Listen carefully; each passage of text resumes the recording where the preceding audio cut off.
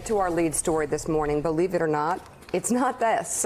We'll get right back to that investigation by the New York Times in just a moment. But first, the FBI's investigation into the allegations against Judge Brett Kavanaugh could be wrapped up as soon as today. Two sources familiar with the matter tell NBC News that the probe could have been closed as early as last night. That comes as President Trump says the sexual misconduct and assault allegations against Kavanaugh mark a difficult time for young men in the country.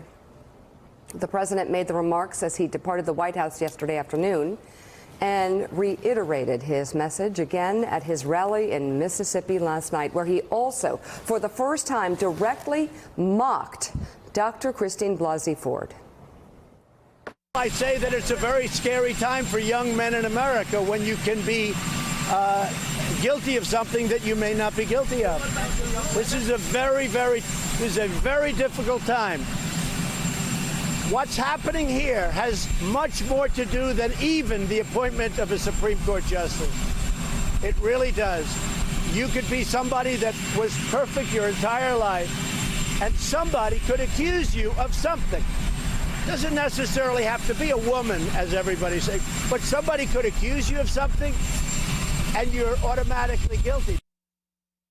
This is an important time for our country. This is a time when your father, when your husband, when your brother, when your son could do great. Mom, I did great in school. I've worked so hard. Mom, I'm so pleased to tell you I just got a fantastic job with IBM. I just got a fantastic job with General Motors. I'm so proud. Mom, a terrible thing just happened.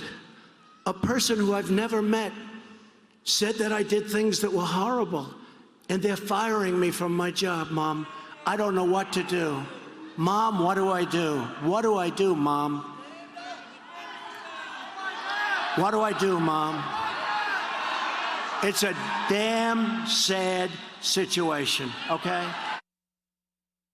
What he's going through, 36 years ago, this happened. I had one beer, right? I had one beer. Well, do you think it was, nope, it was one beer. Oh, good. How did you get home? I don't remember. How'd you get there? I don't remember. Where is the place? I don't remember. How many years ago was it? I don't know. I don't know.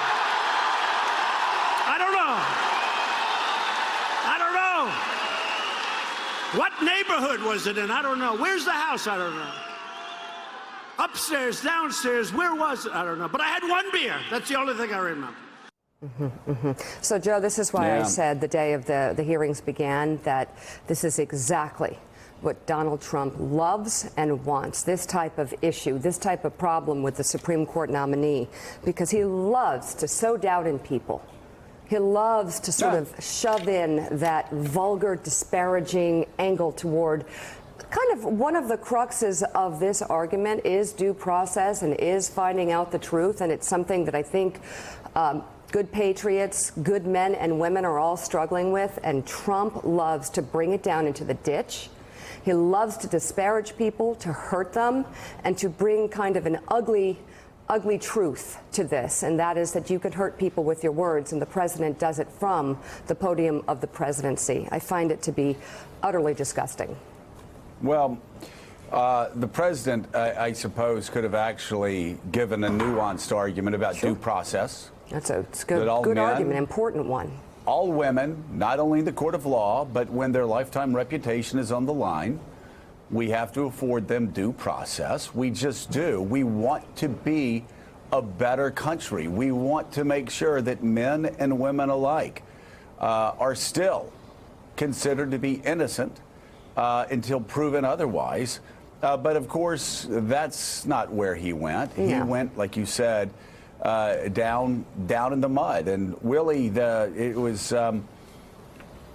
it's interesting that Donald Trump kept talking about, what do I do, Mom? What do I do, Mom? And he talked about all these scenarios where innocent men could be framed. And yet it just wasn't quite as strong coming from a man who, if he had a chance to talk to his mom in 2016, would have said, what do I do, Mom? Billy Bush was wearing a hot mic. And they caught me saying extraordinarily disparaging things about women, Mom. What do I do? Do I lie my way out of it? Because it really showed what I think of women. That was his "what do I do, Mom" moment. Yeah. And he just plowed right through it. Or allegedly, Mom, I directed a payment to a former porn star with whom I had an affair while my wife was home with our child.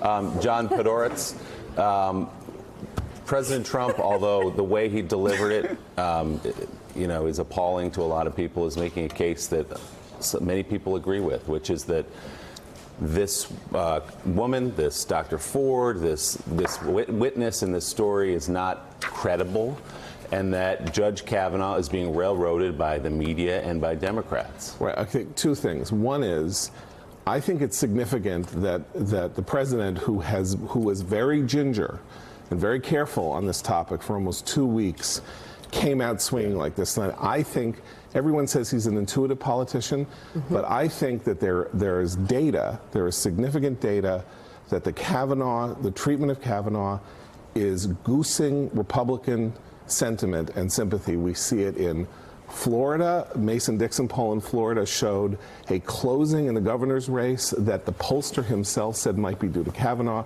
We see in polling in the Dakotas that Heidi Heitkamp is now 10 points behind in her difficult re-election race, with Kavanaugh as the single most important issue.